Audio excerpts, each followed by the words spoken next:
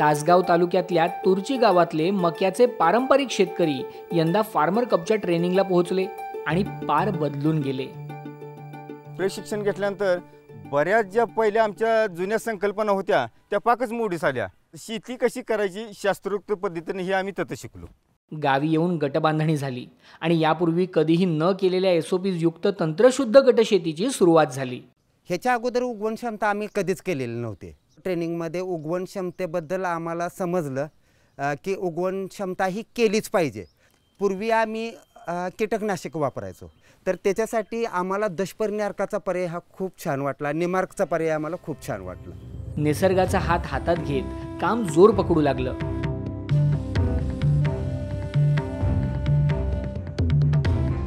पण अशातच एक मोठं संकट शेतकऱ्यांपुढे उभं ठाकलं।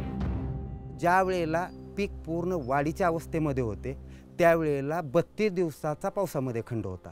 आम्ही एवढं निराश झालो की बस आता हे पीक तक धरते की नाही असं वाटू लागलं आम्हाला। पण या संकटाच्या काळातही धीर न सोडता विज्ञानाची कास धरत गट लढत राहिला। शेतीशाळा जॉईन केली।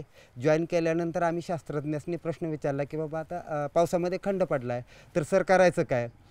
तर त्यांनी सांगितलं की बाबा कोळपणी करा। याच्या अगोदर आम्हाला कोळपणीचा फायदा फक्त तण नियंत्रण एवढंच माहिती होतं। याच्या व्यतिरिक्त आम्हाला काही कोळपणीची माहिती नव्हती। असं कोळपलं की दुसऱ्या दिवशी पीक असं हसायचं, त्यामुळे ते एक जादूचीच कांडी असल्यागत आहे। त्यानंतर मोहिते सरांनी सांगितलं की 13-0-45 ची फवारणी करा। त्यानंतर आम्ही 13-0-85 ची सुद्धा फवारणी केली। कोळपणी आणि विद्राव्य खतांचा वापर केल्यानं पुन्हा पाऊस येईपर्यंत पीक तग धरून राहिलं आणि गट जोमाने पुढे पुढे जात राहिला। आणि मग गटाने वर्षभर केलेल्या मेहनतीचं फळ शेतातल्या डौलदार कणसाच्या रूपात दिसू लागलं।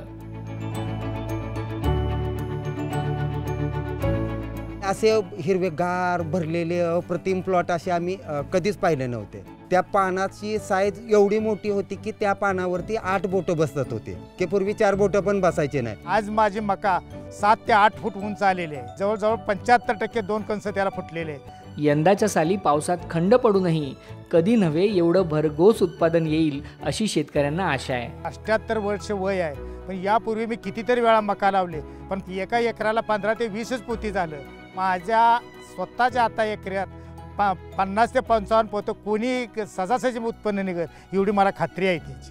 भाग्योदय शेतकरी गटाच्या अफाट कामगिरीमुळे अख्ख्या तासगाव तालुक्यात गटशेतीचं तुफान भविष्यात आणखी जोर पकडेल असं वाटतंय। आमच्या परिसरातले सगळे लोक तिथं बघायला येत आहेत। आम्हालाही त्यातनं प्रेरणा मिळाली। या प्रेरणेमुळेच आम्ही आमच्या गावात सुद्धा असा एक गट स्थापन करण्याची माझी सुद्धा इच्छा आहे आणि आम्ही तो नक्की स्थापन करू।